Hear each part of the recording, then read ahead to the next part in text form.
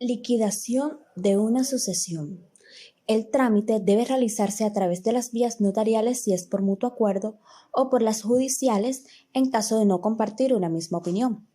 Partiendo de esto, a la hora de resolver este tipo de liquidaciones vale la pena tener en cuenta que, aunque siempre es aconsejable contar con asesoría, si el monto involucrado es inferior a 15 salarios mínimos legales vigentes, no es necesaria la representación de un abogado, y que si el monto en disputa es superior a dicha cantidad, se debe necesariamente otorgar poderes a un profesional para que se ocupe del trámite. En caso de que haya acuerdo, cuando se realice la solicitud de sucesión, se deberá anexar solicitud de liquidación de la herencia, la cual debe contener la siguiente información: nombre y vecindad de los interesados con la indicación del interés que les asiste, nombre y último domicilio del causante, manifestación de si se acepta la herencia pura y simple o con beneficio de inventario, afirmación por parte del peticionario y sus apoderados indicando que desconocen la existencia de otros interesados con igual o mejor derecho. También se deberán anexar los poderes otorgados a los abogados, los documentos en los que citen los hechos, las pruebas y otros anexos que se consideren necesarios, el inventario de bienes, obligaciones y derechos de la persona fallecida, el avalúo de dicho inventario y el trabajo de liquidación y partición de herencia. Una vez el abogado anexe todos los documentos y estos se encuentren en regla, la notaría enviará notificación a la Superintendencia de Notariado y Registro y a la DIAN respectivamente. Esto con el fin que alguna persona interesada y que no se ha enterado de este acto pueda realizar su correspondiente reclamación y se deberá colocar un edicto que se hará público en los medios de comunicación como prensa y radio. Estas entidades tienen un término de 20 días hábiles para pronunciarse sobre la sucesión. Si se encuentra que el causante tiene una deuda pendiente, esta debe ser asumida por los herederos. Y una vez canceladas todas las deudas, se expide la autorización para que el trámite continúe en la notaría y poder darle fin al proceso iniciado. En caso de que la persona fallecida hubiese estado casado, se deberá hacer la liquidación de la sociedad conyugal. Luego de realizada la liquidación, se tendrá claro qué ingresa o no a la sucesión. Por ejemplo, un causante deja como masa sucesoral 1.000 millones de pesos y tuvo 4 hijos. Al momento de fallecer no tenía ninguna sociedad conyugal. La masa herencial la componen una casa campo a las afueras del municipio de Valledupar que ascendía en ese momento a 500 millones de pesos, una casa en la parte urbana del municipio, ubicada en la carrera cuarta, y su valor ascendía a 250 millones de pesos. Una casa en Soledad Atlántico, ubicada en la carrera sexta, que ascendía a un valor de 250 millones de pesos. Al momento de liquidar, hubo un acuerdo de partes y procedieron a la notaría a realizar la sucesión. El valor del proceso notarial fue de 10 millones de pesos. Los honorarios del abogado ascendieron a 5 millones de pesos, quedando así 985 millones de pesos. Sobre eso se liquida a las 4 partes que acordaron un 25% para cada uno. Liquidación. Para resolver este ejercicio debemos conocer la situación del cujus. El 20 de octubre de 2013 fallece Paco dejando la siguiente situación personal. Primero, a sus padres Rita y Pedro. Segundo, a su hermano carnal Jaime. Tercero, a su esposa Lilia con la que contrajo matrimonio el 20 de abril de 1970. Cuarto, a su hijo legítimo Pablo, que murió el 10 de febrero de 2014 después que aceptó la herencia. Quinto, a su hija adoptiva simple Adriana, que murió el 1 de agosto de 2013 y dejó a Felipe, Juan y Marcos, que son hijos extramatrimoniales. Sexto, a su hijo adoptivo pleno William. Séptimo, a su hija extramatrimonial Adriana, que fue declarada indigna, y ella tiene como hijos a Eduardo, Juventino y a Pilar, que es hija adoptiva simple.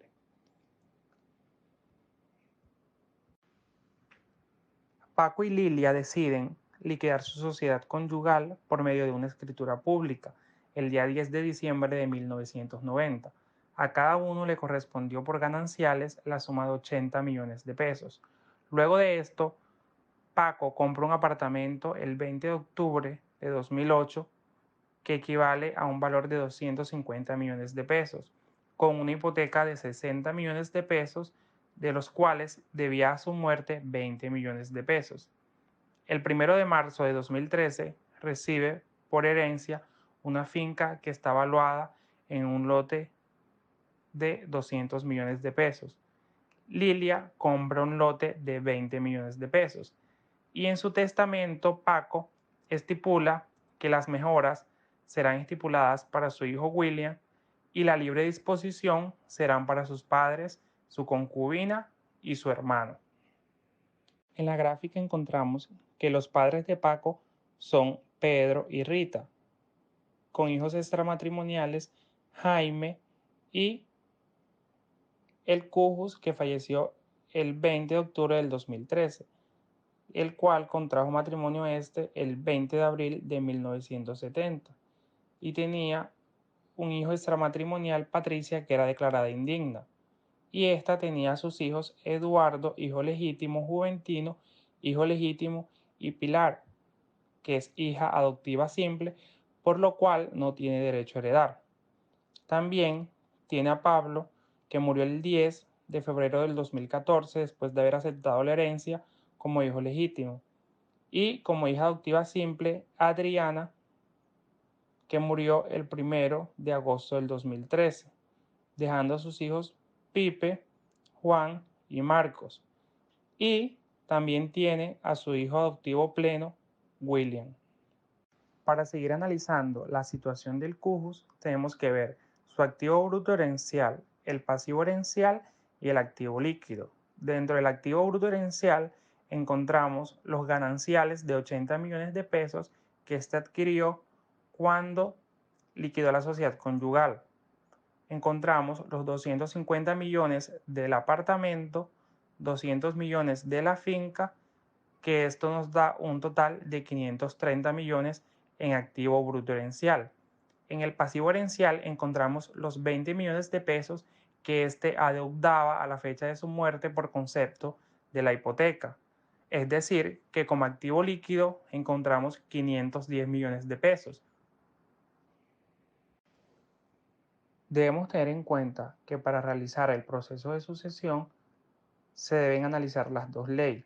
Primero, la Ley 45 de 1936, que tuvo vigencia hasta el 8 de marzo de 1982, y la Ley 29 de 1982, que entra a regir desde el 9 de marzo de 1982 y que esta fue reformada por la Ley 1934 del 2018, que entró a regir a partir del 2019. Debemos tener en cuenta que en la Ley 45 de 1936 todas las personas se repartían por iguales, tanto como las mejoras como la libre disposición. Pero cuando esta ley dejó de regir, empezaron a repartirse de acuerdo a lo que estipulaba el Cujus. Para realizar la partición, en el cuadro estipulamos la ley, que es la ley 29 del 82, y estipulamos el orden hereditario. En este caso es en primer orden, que son los hijos. Y encontramos que los asignatarios son Pablo, Pipe, Juan y Marcos en representación de Adriana, William, Juventino y Eduardo en representación de Patricia. Tenemos que analizar las cuotas que le corresponden a cada uno de los asignatarios de manera directa o por representación. La media legitimaria, que es la mitad del total de los activos con los que contaba el Cujus, en este caso 255 millones de pesos, que serán repartidos entre 4 para un total de 63 millones 750 mil pesos, que le corresponden a Pablo una cuota entre Pipe, Juan y Marcos, una cuota para William y una cuota para Juventino y Eduardo en representación de su madre, Patricia.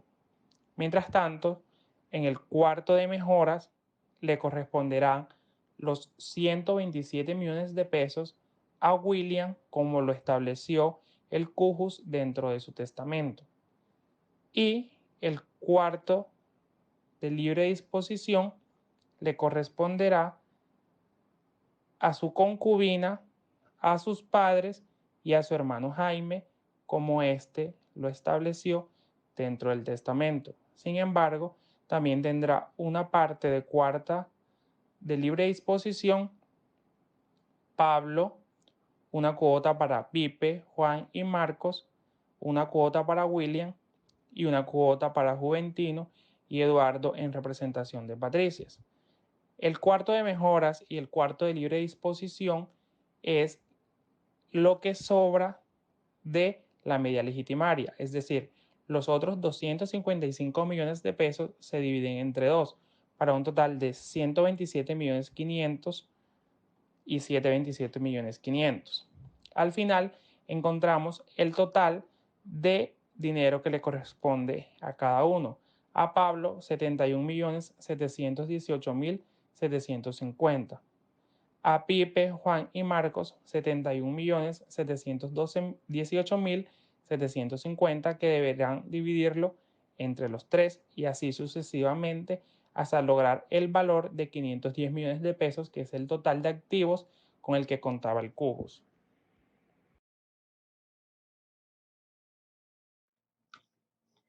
Artículo 490 del Código Civil. El requerimiento a herederos para ejercer el derecho de adopción y al cónyuge o compañero sobreviviente. Para los fines previstos o que se prevén en el artículo 289 del Código Civil, el juez requerirá a cualquier asignatario para que dentro del término de 20 días, que son prorrogables por un término igual, es decir, 20 días más, declare si acepta o repudia la asignación a la cual se le ha diferido. Y el juez ordenará el requerimiento si la calidad de asignatario aparece en el expediente o el peticionario presenta la prueba respectiva. De la misma manera, se procede respecto al cónyuge o compañero sobreviviente que no haya comparecido al proceso, para que éste manifieste si opta por gananciales, por la porción conyugal, marital, depende sea el caso. El requerimiento se hará mediante la notificación del auto que declaró abierto el proceso de sucesión. Es una orden de un juez que consiste en otorgar a la parte interesada un plazo para presentarse ante el tribunal respectivo, con el objeto de realizar actos que son necesarios para el proceso. Encontramos que se debe emplazar, que se da esta figura cuando se ignora el paradero del asignatario, del cónyuge o compañero permanente, y estos carecen de representantes o apoderados. En este caso, se les emplazará de la forma indicada en este código. Surtiendo el emplazamiento, si no se hubiese comparecido, se nombrará un curador, a quien se hará el requerimiento para los fines indicados en los incisos anteriores. Según corresponda, el curador representará al ausente en el proceso hasta que éste haga su apersonamiento o hasta que aparezca. Y en este caso, los asignatarios podrán pedirle al juez que lo autorice para repudiar. El curador del cónyuge o compañero permanente procederá de igual forma en lo que prevé o en lo que estipula el artículo 495 del presente código. Artículo 503 del Código Civil. Pago de deudas. En firma el inventario y los avalúos, si existe dinero disponible para el pago de alguna deuda y de consumo, lo solicitan los interesados, el juez podrá autorizar el pago. Si no hubiere dinero suficiente para el pago de las deudas hereditarias o legados exigibles, el cónyuge, el albacea o cualquiera de los herederos podrá pedir la dación en pago o el remate de determinados bienes en pública subasta o en una bolsa de valores, si fuere el caso. El juez resolverá la solicitud después de oír a los interesados, para lo cual se les dará traslado de ella por 3 días en la forma prevista en el artículo 110, salvo que se presente de consuno. La hijuela es el documento donde se reseñan los bienes que tocan en una partición a cada uno de los partícipes en el caudal que dejó el difunto. Si no hay acuerdo, cuando existen diferencias de opinión o cuando haya menores de edad, el trámite cambia y pasa a ser de orden judicial. Cada familiar o persona que haga parte de la sucesión tendrá que hacerse presente a través de un abogado que le representará en el proceso.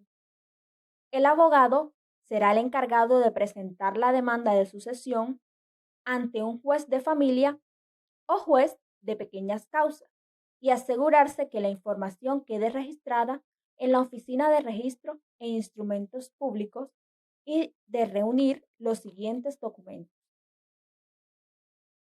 inventario de bienes, obligaciones y derechos del difunto, avalúo del inventario y trabajo de liquidación y partición.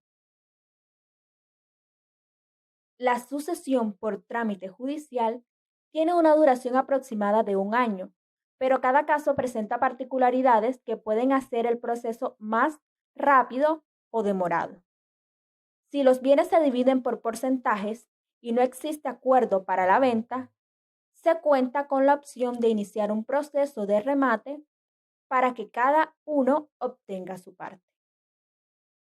Una vez admitida la demanda, el juez emplaza, estipula un determinado plazo para que se presenten quienes tengan interés en el proceso, y las personas que lleguen al proceso deberán acreditar su calidad de herederos o acreedores, y esta actuación termina con el inventario de bienes y de partición. Algunas veces será posible que la pareja no esté, pero a través de la figura de representación, una persona de línea directa de consanguinidad reclama los derechos legales que le correspondían a su familiar. Por ejemplo, Eduardo falleció en un accidente de tránsito, no estaba casado, pero tuvo hijos con Carla y Lina. Carla considera que sus hijos tienen más derechos sobre los bienes de Eduardo, ya que él vivió en su casa. Para estos casos y otros semejantes, en donde se presenten conflictos al momento de efectuar la repartición de bienes de la herencia, existe un trámite por el cual el juez decide de forma definitiva cómo se distribuirán los bienes mencionados. Si no hay acuerdo entre los herederos sobre la forma de dividir los bienes, es posible presentar demanda de sucesión ante el juzgado de familia o civil municipal del último domicilio de la persona fallecida o de donde tenía sus principales negocios. Cuando sean sucesiones que no superen los 40 salarios mínimos legales mensuales vigentes, se podrá presentar la demanda sin necesidad de abogado ante el juzgado de pequeñas causas. Antes de firmar las escrituras públicas, hay que verificar que todos los involucrados estén al día en sus compromisos con la DIAN, la Secretaría de Hacienda y el pago de impuestos como el predial, valorización o impuestos sobre vehículos relacionados con los bienes vinculados en la sucesión. Frente a los asignatarios que hayan sido notificados personalmente o por aviso de la apertura del proceso de sucesión y no comparezcan, se presumirá que repudian la herencia, a menos que demuestren que con anterioridad la habían aceptado expresa o tácitamente. Sucesión por acreedor. El inciso final del artículo 492 del Código General del Proceso indica: cuando el proceso de sucesión se hubiere iniciado por un acreedor y ningún heredero hubiere aceptado la herencia, ni lo hubiere hecho el Instituto Colombiano de Bienestar Familiar, el juez declarará terminado el proceso 2 meses después de agotado el emplazamiento previsto en el artículo 490, salvo que haya concurrido el cónyuge o compañero permanente a hacer valer su derecho.